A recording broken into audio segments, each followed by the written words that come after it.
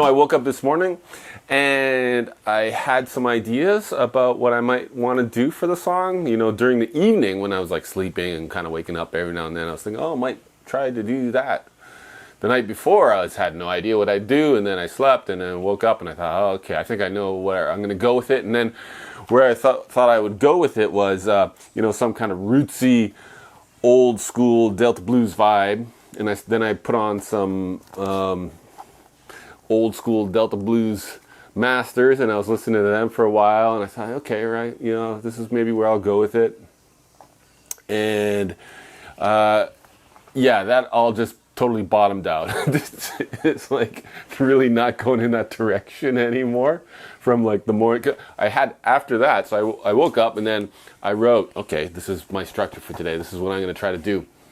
And I'll talk to you about what the plan was. But to spoil the story, give you the end now. I ended up, having a nap because I'm old, and then by the time I woke up, I was like, yeah, I don't really want to do that old rootsy thing anymore. Nothing against it. I love the sound of it, but my mind had shifted.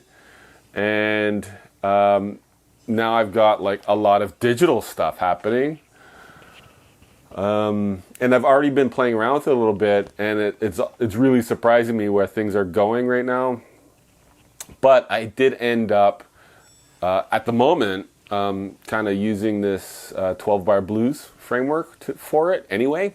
So in the end, it might be this kind of fusion between old schooly stuff and weird new schooly stuff. I'm starting to think, I don't know, I was going to say like you need to decide like your mood and your rhythm, and that'll set your song. But as I'm going through it and I hear different instruments and things like that, just kind of organically they put me in a different one direction, a different one mood or another mood, or like on the spot it's changing. So I would not be able to suggest or recommend, say, hey, you should know your mood from the beginning, or you should know. I guess you could do it that way, but that's definitely not what's happening for me right now. I'm not saying this is the mood I'm going to have and this is the rhythm I'm going to have and here we go with it. It's just not working like that for me right now. And so I don't want to force it. I want to try to get something that sounds good. Then the recording and into GarageBand, and so that'll be the next section. So this keyboard is going through MIDI, M-I-D-I. I mean, maybe you've heard of MIDI, but you don't know anything about it, or maybe you've never heard of it. But basically, it lets you take whatever interface thing. This one's got pads on it, like drum pads. This one's got keys. And the computer basically mostly doesn't really care whether it's drum pads or keys. It's just the computer's saying, control me somehow. The music software is saying, control me somehow. And so these are called controllers. And for the human being, this one is keys that you press, and this one is drum pads that you tap. But this could be like organ sounds, or it could be drum sounds. It's whatever you decide how you hook up the computer to it. You get them talking to each other, and you can change those sounds on the fly. And so, anyway, I was thinking not to go too far out. I don't know if I'll succeed in that, but not to go too far out in my composition, but try to get something that people will maybe identify as somewhat familiar. And so I used the keyboard controller, and I just did in the key of G. So my 1 chord is G major, my 4 chord is C, and my 5 chord is D. So in the blues, right? 1, 4, 5. That's very classic, traditional 12-bar blues.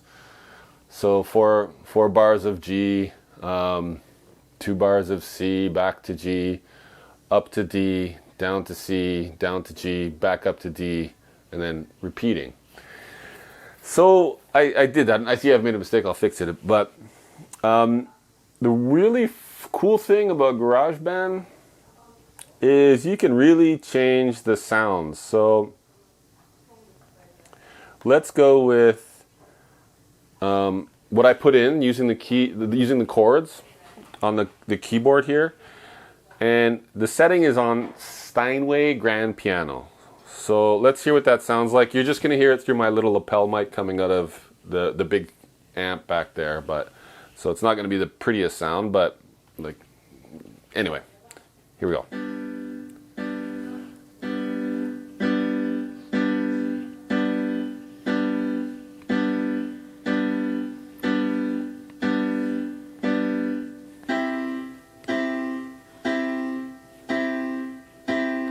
There it is, Steinway piano. Not terribly exciting, is it? No, it isn't. But this is the magic of GarageBand. So I can, let's switch over to the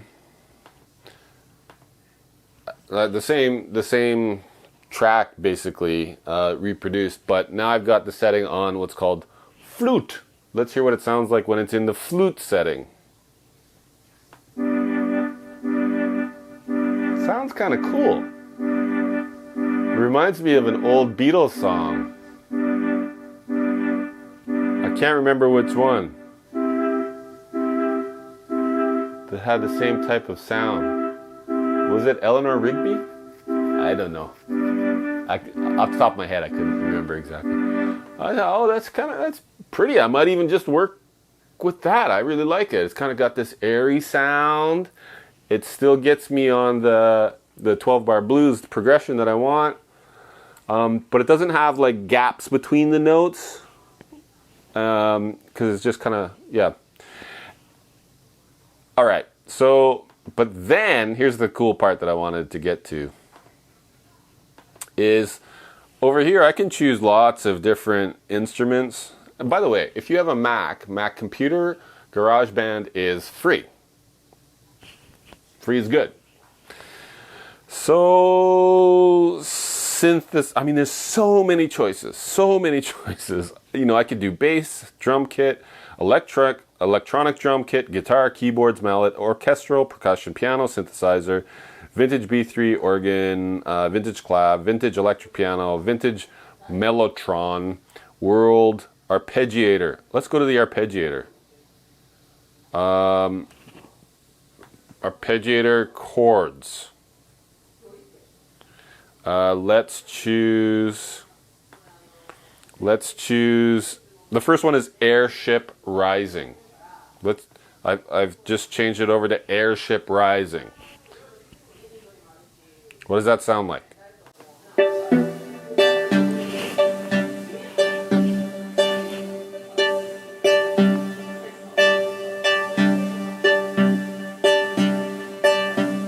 Okay, very cool, right? Totally different from like the Steinway piano. Ding, ding, ding, ding, ding, ding, whatever, right? It's doing all kinds of funky things on its own. Sound effects just for fun. Adrenaline rush, what's that?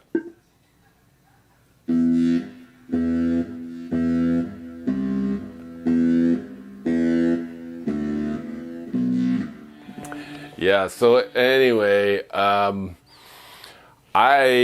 what I'll probably do is use this little guy to set up like a 12-bar blues in G major pattern.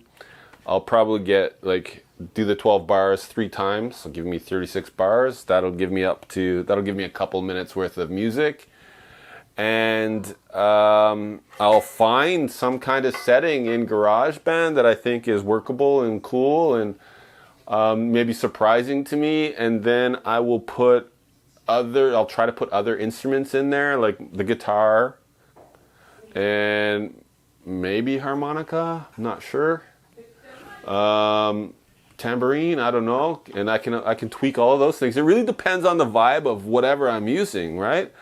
Basically, I'm looking, whatever the thing ends up being, I'm going to have to try to match all of the other sounds and instruments to it. Yeah, like there's no point in having my guitar on like this classic British Vox crunchy crunch if the sound is very ethereal and echoey and spacious, you know. I'm gonna have to try to find sounds that match with that. So yeah, that's the thing. That's where I've got to go with this. So from here, the next part is that you're gonna see is the actual song, which I have not at all yet worked out. I have no idea what it's going to be at this point. But by the time you watch this next segment, I'll have gone through that whole process, and you're seeing the quote unquote finished thing coming up.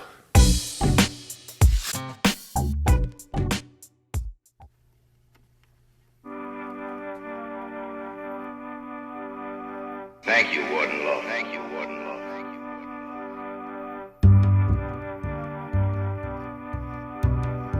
Warden Laws, would you say that Mr. Hammett's story reflects the underworld of the Prohibition era only, or one that still persists today? As booze is gone, Mr. Wells, the crime persists.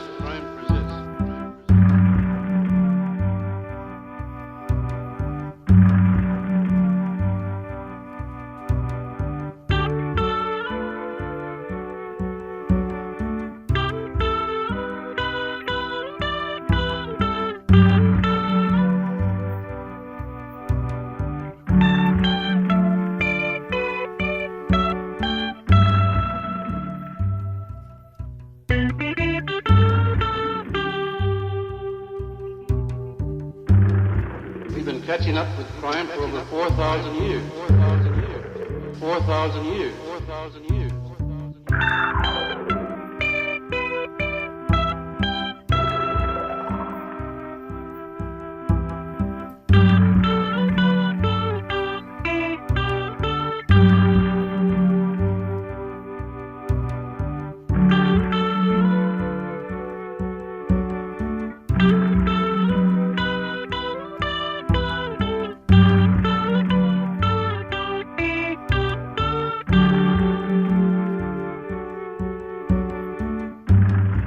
We may fill our prisons to capacity and work the electric chair overtime, but crime will continue until we correct the conditions which produce. What can the average citizen do about it?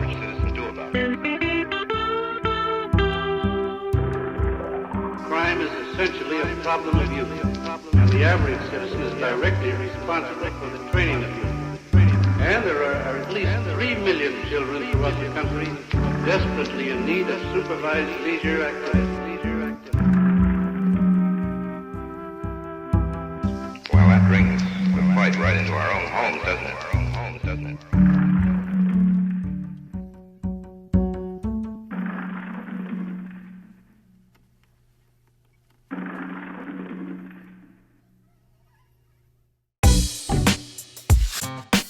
So there it is, a song number 3, called, what was it called? Crime Persists. Not bad, I think. It took me absolutely all weekend to make that song. But I went from having absolutely no idea about what to make, or, you know, as I said, in the plan, the idea was to do something old school bluesy, Delta blues kind of thing. In the end, wasn't really that, but it was still kind of cool. And you know, this thing actually is built totally on 12-bar blues structure with that 1-4-5 chord progression, typical of 12-bar blues. It's totally built on the back of the blues. So that's cool, because it sounds like maybe it's not, but it totally is. And then yeah, it was just a lot of computer work, editing.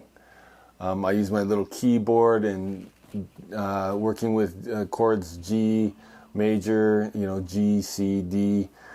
And then the rest of it was garage band magic. I did play my guitar. You heard some guitar in that track. Not a lot, but I just wanted to put enough in to complement what was already there, because I had done guitar was like the last thing that I put into the song, and I'm happy with it. It worked out well. I didn't have to sing. I'm all about that. That's all right. What else can I say about it? I'm sure there's a ton of things that I could and should say about that song, Crime Persists. But I'm burnt out. As I say, I've just been at it like pretty much 2 full days.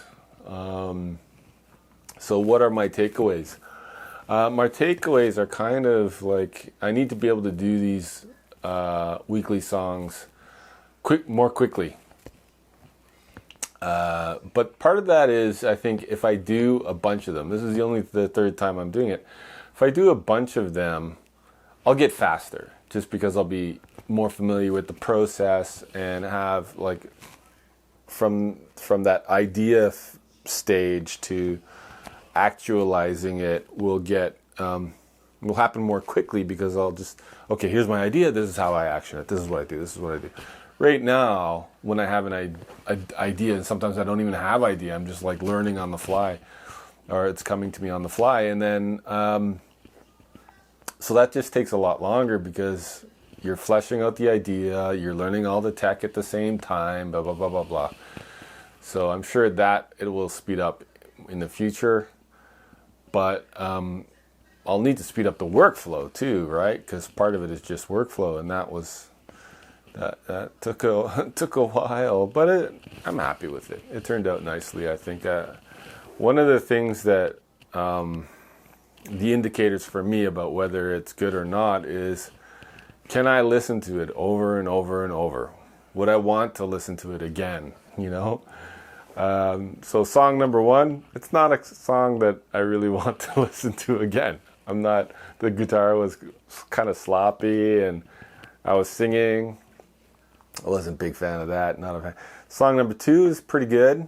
That's the thing I can listen to again. This song number 3, I think is probably the most musical so far. That's about it. I think my major takeaway is just improving my workflow, I guess. Being able to do it more efficiently. Hammer out a song in the weekend. Hope you liked it.